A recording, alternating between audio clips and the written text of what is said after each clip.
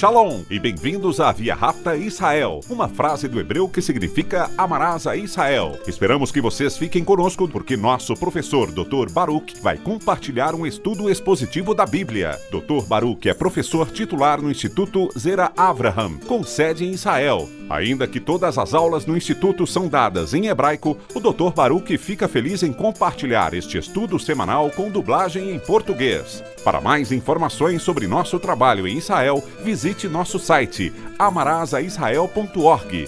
Fiquem agora com o Dr. Baruch e a aula de hoje. Covenants are important in the scripture. Os pactos são importantes nas Escrituras. Todos e cada um deles. E um do qual tendemos a esquecer é o pacto do matrimônio.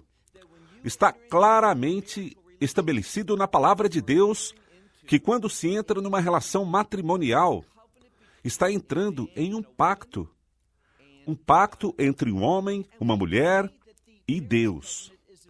E vemos que o pacto de matrimônio é importante por uma série de razões. Uma é porque Deus utiliza o pacto do matrimônio para ilustrar simbolicamente sua relação com Israel. Ele aponta Israel como a esposa de Deus.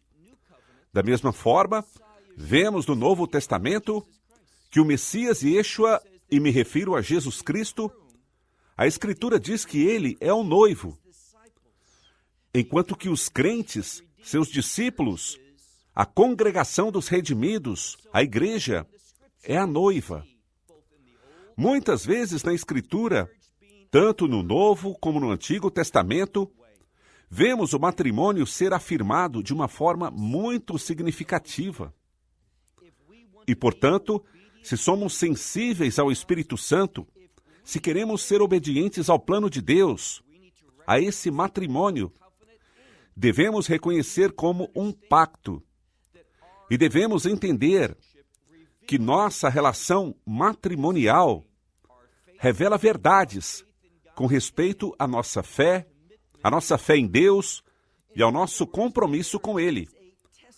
Em outras palavras, o matrimônio é um testemunho e devemos nos preocupar grandemente pelo testemunho que oferecemos e pelo impacto que nosso matrimônio produz na vida dos demais.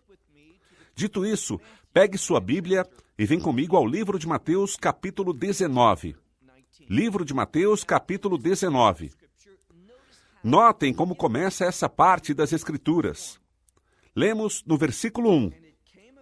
E aconteceu que quando Yeshua terminou essas palavras, isso significa que devemos recordar do que ele vem falando. E poderíamos resumir todo o seu ensinamento em uma palavra, e essa é reino. Ele vem falando do reino de Deus. Só quando nos preocupamos com o reino de Deus, quando sentimos paixão e estamos comprometidos com o reino de Deus, quando sabemos que devido à nossa fé moraremos no reino de Deus, então, e só então, nos esforçaremos, nos submeteremos e confiaremos no Espírito Santo, com o objetivo de ter um matrimônio que efetivamente seja um testemunho piedoso, um que seja do agrado de Deus, um que manifeste o amor de Deus, o compromisso de Deus e a fidelidade de Deus ao manifestar-lhe isso ao seu cônjuge. Se você é o esposo, em como se manifesta a sua esposa. Se você é a esposa, em como demonstra esse amor e compromisso ao seu esposo. E fazemos isso simplesmente porque Deus ordena isso. Devemos nos preocupar mais com que nosso matrimônio seja um testemunho piedoso. Se está cheio de felicidade, se sempre é agradável para nós, se estamos passando bem ou não. Porque quando somos fiéis aos mandamentos em relação às nossas obrigações matrimoniais, quando somos fiéis a elas, Deus vai trabalhar. Às vezes, Ele trabalha em nosso cônjuge, e outras vezes, Ele muda a nós mesmos, com o fim de que os dois sejam um, como veremos aqui. E essa palavra, com frequência nas Escrituras, com muita frequência, o se relaciona com Deus. Que nos manifestemos a Deus em nossas vidas e nos nossos matrimônios. Somente estaremos comprometidos com isso se, com efeito, temos mentalidade de reino. Vejamos novamente o versículo 1. E aconteceu que quando Yeshua terminou essas palavras, se retirou, ou se foi da Galileia, e veio às regiões. Está no plural, no idioma original. Ele veio à região da Judéia, ao outro lado do Rio Jordão. Essa é a implicação. Ao outro lado do Jordão. Esse lugar era exatamente a área onde antes estava Sodoma e Gomorra. Foi justamente nesse lugar onde Deus derramou de maneira única e poderosa seu desagrado por indivíduos que não acatavam seus mandamentos, que empregavam incorretamente seus dons. Essa união e relação entre um homem e uma mulher debaixo do pacto do matrimônio. Essas pessoas, os sodomitas e as pessoas de Gomorra, viviam em pecado. Em um pecado que Deus considera como uma abominação. Algo que Deus odeia e, portanto, o juízo caiu sobre eles. Por isso é que as Escrituras nos dizem que Yeshua foi especificamente a esse lugar para ter essa discussão, a qual estudaremos nessa passagem da Escritura. Então, ele se foi às regiões da Judéia, no Reino do Sul, ao outro lado do Jordão. E passemos agora ao versículo 2. Aqui nos diz que muitas multidões, não diz simplesmente uma multidão, mas que muitas multidões, muitas pessoas o seguiram. E o que ele fez? Lemos que ele os curou ali. Por que isso é importante? Essa última palavra do texto bíblico. Ele os curou ali, no lugar onde o juízo tinha caído. Ele também o curou. E vemos algo. O juízo pode ter um efeito curador na vida de uma pessoa. O que quero dizer? Quando você recorda que Deus é um Deus de juízo, que Ele castiga o pecado e a desobediência, quando você realmente crê num Deus que julgará esse fato, essa realidade, trará uma mudança na sua vida. Será mais sensível para agradar a Ele, a se submeter a Ele, a obedecê-lo e fazer o que Ele te ordena fazer. E tudo isso é fundamental no matrimônio. Se eu não sou sensível à palavra e às instruções de Deus, não serei fiel ao meu cônjuge, ao meu esposo ou à minha esposa. E devido a isso, devido à desobediência, se eu desobedeço, se não sou amável, se não sou fiel, se não sou obediente às suas instruções, então sou diretamente encaminhado ao juízo. Este lugar nos lembra que Deus julga o pecado e o julga de forma severa. Então, eles chegaram a esse lugar e os curou ali. Os fariseus vieram a ele. E por que vieram a ele? A Bíblia diz que foram ali com o objetivo de prová-lo. Essa palavra aqui não significa o propósito de aprender algo. Não é como uma prova que um professor faria a um dos seus alunos, mas é uma estratégia para tentar a alguém e fazer com que caia, que tropece, que se comporte de uma maneira inadequada. Eles o estavam tentando porque tinham uma mentalidade totalmente diferente à do Messias. Eles buscavam agradar aos homens, mas não Yeshua. Ele queria viver e se comportar de uma forma que honrasse seu pai, e assim o fez de maneira perfeita. E o fez como exemplo para nós. O Filho de Deus honrava seu pai. E isso é o que toda a humanidade deveria fazer. Deveríamos honrar a Deus, obedecendo a sua palavra. O Messias é o exemplo perfeito disso. Nessa passagem das Escrituras, encontramos de forma clara que esses fariseus vieram a ele, nesse lugar, com o objetivo de prová-lo. Literalmente com o objetivo de fazê-lo cair. E disseram a ele: é certo para o homem que envie, ou seja, para o homem que se divorcie, é um modismo. É certo para o homem que envie a sua esposa, ou seja, que se divorcie dela por qualquer razão, por qualquer causa. Isso seria muito popular. Veremos que a muitos isso seria interessante. Eu simplesmente posso terminar minha relação por qualquer razão que seja. Mas a palavra de Deus não diz isso. Aqui está o problema. De acordo com as tradições dos anciões, não com a palavra de Deus, não com a lei de Deus, não com os mandamentos de Deus, mas de acordo com a tradição dos sábios, dos anciões, esta era a sua visão e era extremamente popular na sociedade, entre a ala masculina dos membros da sociedade. Eles gostavam disso e usavam isso com o fim de exercer pressão sobre suas esposas. Por quê? Bem, quando uma mulher era expulsa, ficava numa posição muito vulnerável.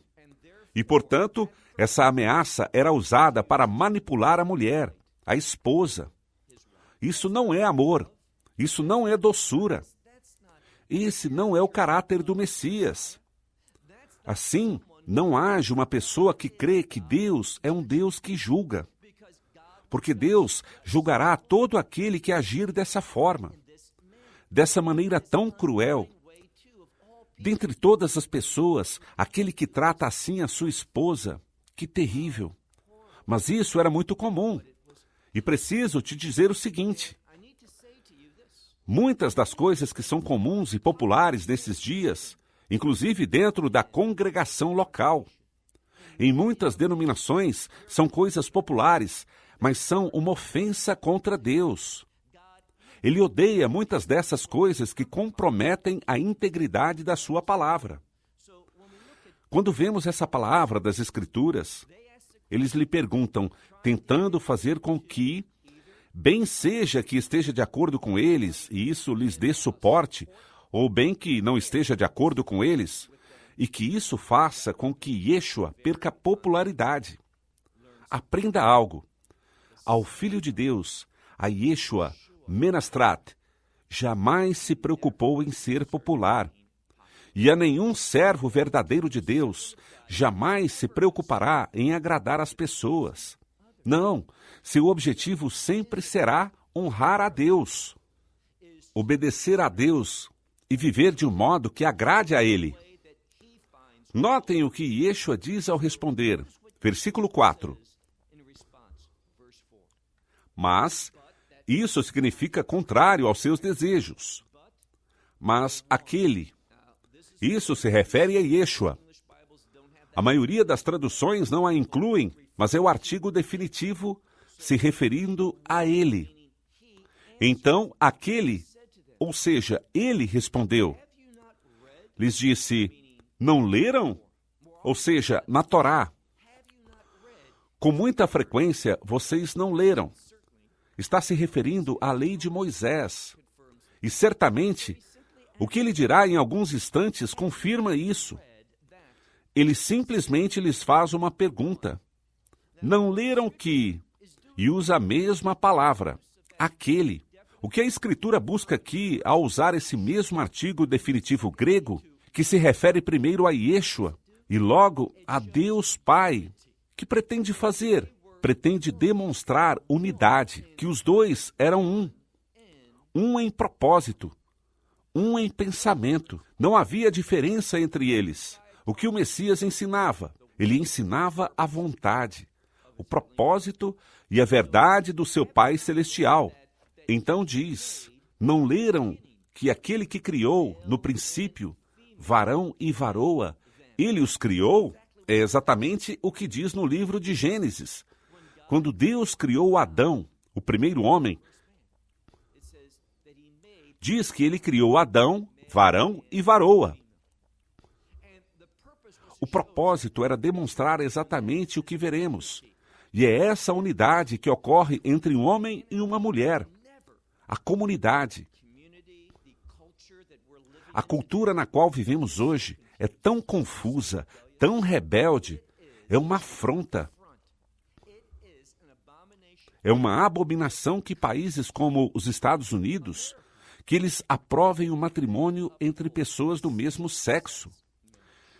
Isso é pecaminoso, é mau e produzirá o juízo de Deus sobre essas pessoas e sobre a sociedade que aprova isso. Primeiro, isso vai recair sobre os líderes que legislam essa matéria, ou na Corte Suprema que afirma, de maneira tão incorreta, tão depreciável, que é constitucional, que é um direito constitucional que um homem se case com outro homem e que uma mulher se case com outra mulher. Isso, de novo, é uma abominação. É um engano do fosso do inferno. E quando as pessoas se levantam e apoiam essas coisas, é porque buscam agradar ao homem, ao invés de honrar a Deus. Nunca, jamais, se preocupe com as consequências. Sempre se preocupe por ser fiel a Deus e deixe com Ele as consequências. Aprendi isso de alguém que é uma grande bênção para a minha vida, ainda que não o conheci pessoalmente. Me refiro a Charles Stanley, que com frequência dizia, confie em Deus, obedeça a Ele e apoie-se nele. Deixe para Ele as consequências. Que princípio tão maravilhoso e quão real é de acordo com a palavra de Deus. Então o Messias dizia o que a Bíblia diz. Ele sempre citava as Escrituras. Por tal razão, já que ele fez o homem, varão e varoa os criou. Diz, por tal razão, o homem deixará ao seu pai e à sua mãe e se unirá à sua esposa. E os dois se converterão em uma só carne. De novo, tudo isso é visto e ensinado no livro de Gênesis. E essa palavra para se unir, se você a analisa no idioma original, que provém do livro de Gênesis, é a mesma palavra para alguém que serve a Deus, que se une aos mandamentos de Deus. Então, um honrará, e a lição é essa. Honraremos os mandamentos de Deus, no mesmo grau no qual honramos o pacto matrimonial. Se não nos comprometemos com a palavra de Deus, não vamos nos comprometer a obedecer o pacto matrimonial. E hoje em dia, infelizmente, vemos que em muitos lugares, o respeito pelo pacto matrimonial tem sido minimizado. Está comprometido por aceitar uma perspectiva mundana ao invés da perspectiva de Deus. Vejamos novamente o versículo 6. Diz, de modo que já não mais são dois, mas uma só carne. Portanto, o que Deus. E isso mostra até que ponto Deus é parte do pacto matrimonial. O que Deus uniu, o que Ele colocou junto. Que nenhum homem o separe, que nenhum homem o dissolva. Versículo 7. Eles lhe disseram, porque pois Moisés ordenou dar-lhe, e prestem atenção às seguintes duas palavras. A seguinte palavra de um documento importante. Qual é a palavra grega? É a mesma da qual obtemos a palavra Bíblia em português. Esse documento, esse escrito é uma Bíblia, mas não a Bíblia das Escrituras, mas se refere a um documento de suma importância. E a segunda palavra é digna de que você vá logo e faça um estudo, porque é a mesma palavra que, por exemplo, em 2 Tessalonicenses, capítulo 2, versículo 3, nos fala da apostasia. E também em Atos 21, o apóstolo Paulo ali está sendo acusado de estar sendo distanciado da lei de Moisés. Algumas Bíblias falam dessa separação como uma heresia. Então, uma apostasia é quando nos separamos daquilo que é bom. A apostasia da qual Paulo fala, por exemplo, em 2 Tessalonicenses 2, 3, é dar as costas à verdade, o qual posteriormente dará ocasião para o surgimento do anticristo. E por que essa palavra apostasia aparece aqui?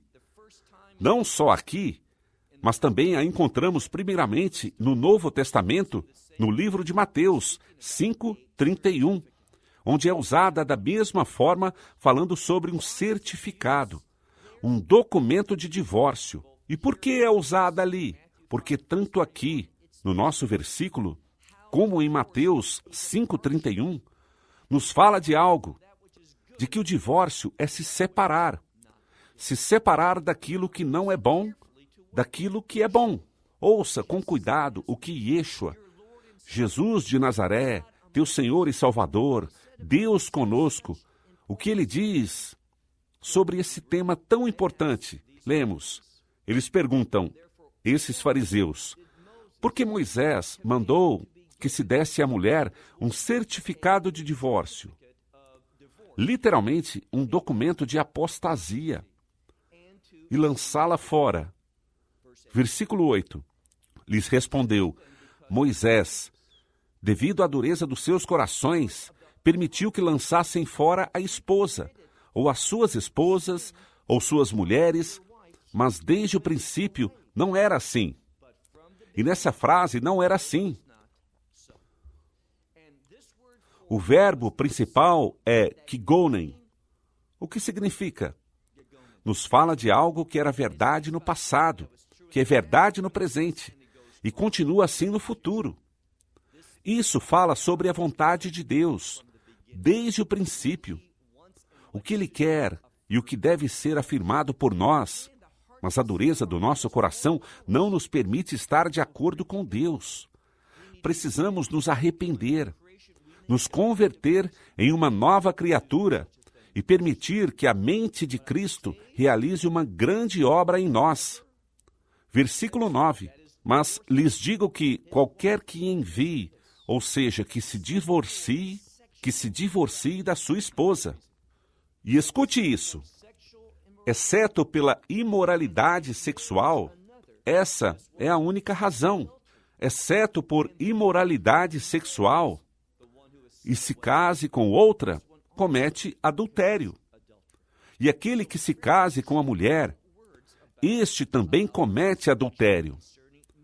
Palavras muito fortes sobre essa instrução em torno do matrimônio e do divórcio, somente por imoralidade sexual. E se alguém se divorcia por qualquer outro motivo, e alguém se case com ela ou com ele, essa pessoa que se casa com a divorciada também comete adultério ao fazer isso. Versículo 10. Seus discípulos lhe disseram, se é assim, isso faz com que para o homem, com a mulher, se esse é o caso, seria melhor, se esse é o caso com o homem e a mulher, não seria melhor não se casar? E notem a sua resposta no versículo 11. Ele lhes disse, não todo mundo, não qualquer pessoa pode receber essa palavra, mas só aqueles a quem ela é dada. O que essa escritura revela é isso. Existem certas pessoas que foram chamadas de forma especial a não se casar. O matrimônio é um mandamento. É algo bom. Mas há alguns, diz aqui a palavra, e Paulo também o disse. Então, tanto Paulo como Yeshua afirmam isso. Existem pessoas sobre as quais Deus tem um chamado especial para que não se casem. Por qual razão? Versículo 11. E lhes disse, Nem todos são capazes de receber essa palavra, mas aqueles a quem ela é dada. Diz, porque, passemos agora ao versículo 12, porque há eunucos, alguns que do ventre da sua mãe nasceram assim, e há outros que foram feitos eunucos por outros homens. Isso fala sobre como, em certos casos, existem pessoas que nasceram para serem eunucos. Falaremos disso em um minuto. Outros foram feitos eunucos por alguém, usualmente para servir em um lugar de prestígio do governo, de forma que estivesse totalmente comprometidos com o rei ou com um homem muito poderoso. E assim, nunca se envolveriam com mulheres. Existiam casos assim. E ele está usando exemplos da sociedade. Ele também diz que existem outras pessoas que se fazem a si mesmas eunucos, não se casam. Mas por que fazem isso? Isso é ao que se referia quando falava anteriormente sobre aqueles que foi dado, e se trata dos chamados eunucos, ou seja, que nunca se casam. Por quê? Notem o que diz, por causa do reino dos céus. Eunucos. Alguns, para conseguir bem-estar financeiro, se faziam eunucos. Outros eram forçados a serem eunucos. Mas existia um grupo que, nem por razões financeiras, nem por cargos de prestígio, mas devido ao que a Escritura diz, por causa do reino de Deus, eles não se casavam. Assim, poderiam ser totalmente dedicados, em cada aspecto, aos propósitos de Deus. E notem como termina essa sessão, como essa declaração sobre o reino de Deus. Parece que não existe momento, em nenhum dos ensinos do Messias, em que não nos fale de forma clara e aberta sobre o reino de Deus. E, portanto, nossa passagem, e vamos concluir com isso a lição de hoje, diz, nem todos são capazes de receber isso, mas aquele que o é, que o receba. Seja homem ou mulher, o Messias aqui nos fala do quão importante é o matrimônio, ainda que termine falando desse chamado especial a ser solteiro, com o objetivo de servir de uma forma única, com um compromisso absoluto ao reino de Deus. Mas sobre a importância do matrimônio, desse pacto, não se pode enfatizar mais o quão importante é. Até a próxima semana. Que Deus os abençoe ricamente. Shalom, desde Israel. Shalom from Israel.